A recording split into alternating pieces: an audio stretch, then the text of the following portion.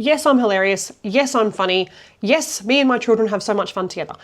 Did you know that I'm also a life coach? So today I'm going to teach you a little bit about language. So if you've been here on my page and you're like, man, this chick and her kids have so much fun. They're so like fun and she's so confident and yes, all those things. And it's because I've done the work on my mindset.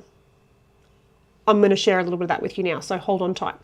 So we're going to talk a little bit about language. So I'm a master practitioner in NLP, neuro-linguistic programming. Linguistic meaning language. Language of the mind.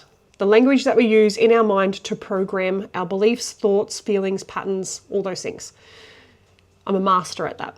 It's what I teach, one of the many things I teach my clients. So today I'm going to share a little bit with you and teach you a little bit about that. So I'm going to give you a few words that just get to be completely eradicated from your life, and then a few words that you get to actually just have a swap out for. Okay, so there'll be a few that are completely deleted, eradicated, never, ever, ever, not on your Nelly, do you ever use them? And then a couple of other words that it's like, we're just going to swap those out. I'm going to give you an alternative, okay? So here, get a pen and paper. I'll wait, go, press pause.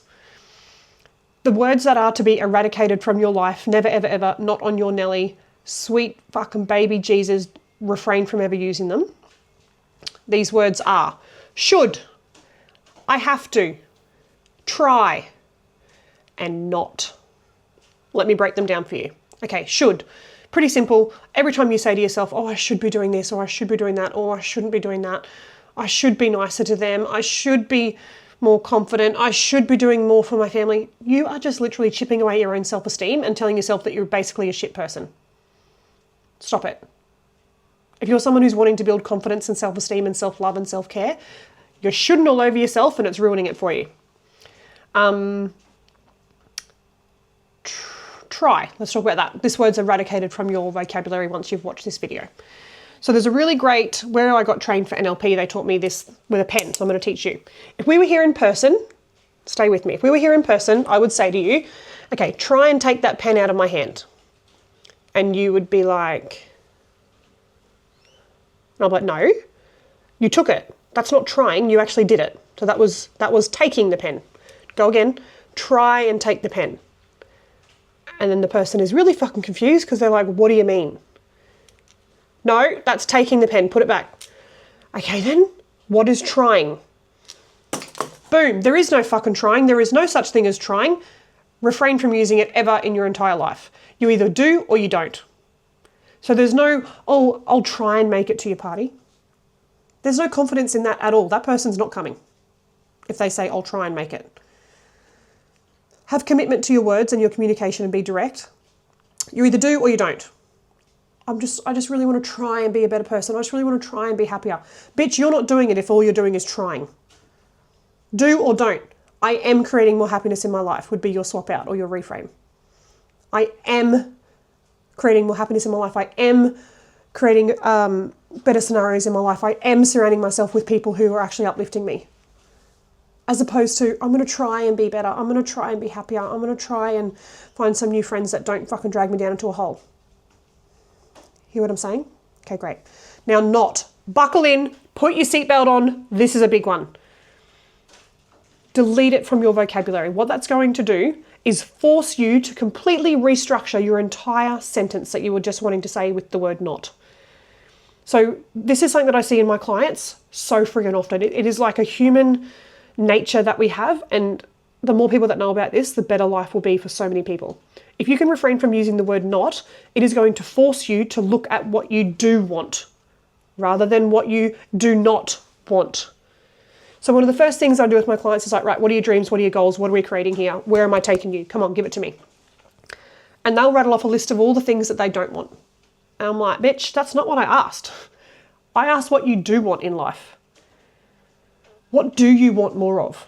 And they're like, I just don't want to feel like this anymore. I just don't want that. I just don't want this. And I'm like, woo, not what I said. Can you see how your brain is so trained on focusing on the negative, on the past, on the things that you're wanting to get away from? What are we going towards? Turn around, have a look. Where's your future? What do you want in there? So when I asked you what your dreams and goals are, this is where you should be looking. The future.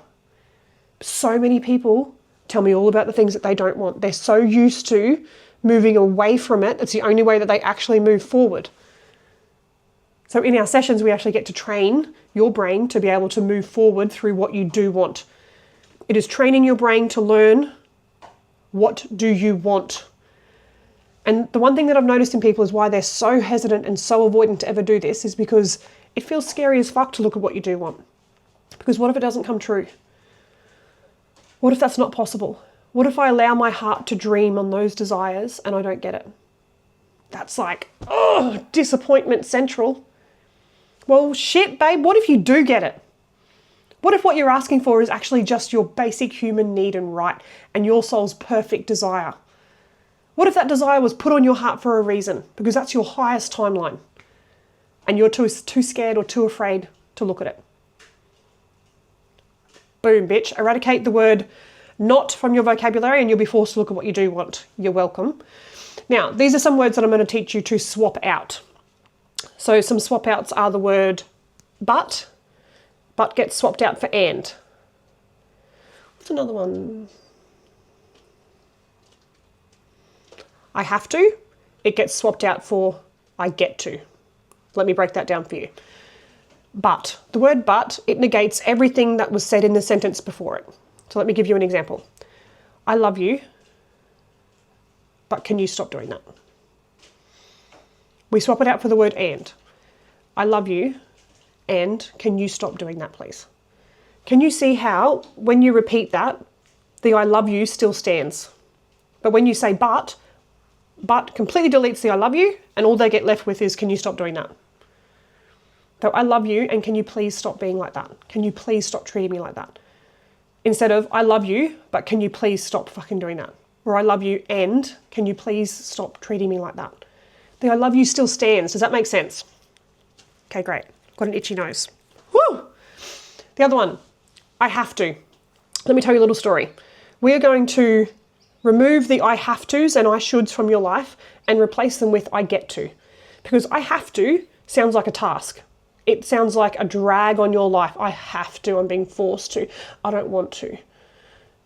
It's a drag, it's a take of your energy.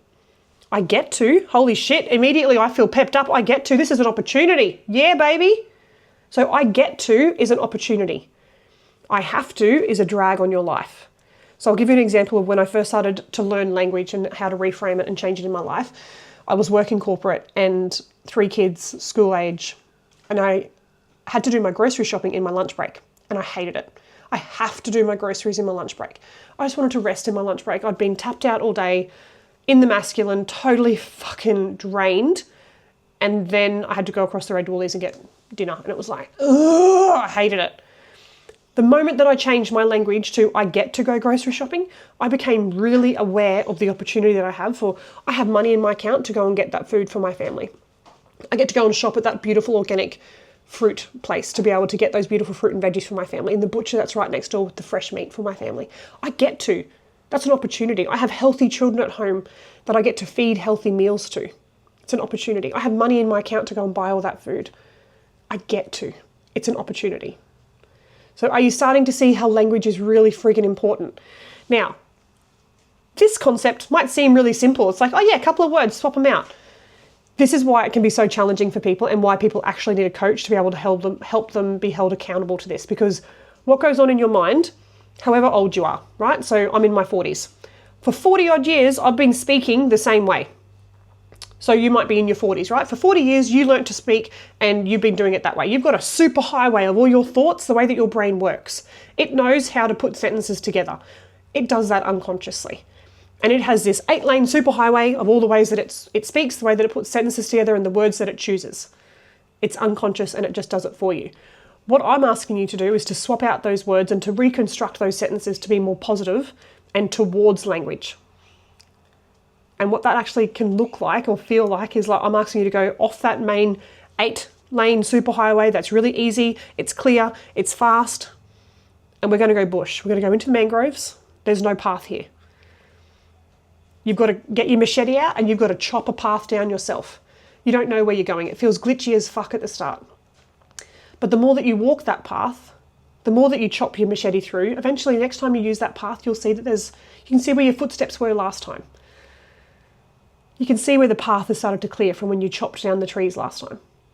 And then eventually you do it again and again and again, and the path gets wider and clearer, and then your footsteps even create like a path that's been cleared, and it's totally easy, and you know where to go. You know what words to use. It becomes unconscious for you to just take that path now. But when you first start, guys, it's a little bit hard because you've got that 8-lane superhighway that you're wanting to use. It's easy. You've always done it that way. But where has that got you in life? Easy, and you've always done it that way. Where are you right now? Are you happy? Are you happy? Are you fulfilled? Are your fucking dreams and desires and goals being met? With that, always done it this way, always doing it the same way? No. Most people are not. We are looking for a new way, and it starts with language. If you want to know more about this, hit me up. I would love to teach you more.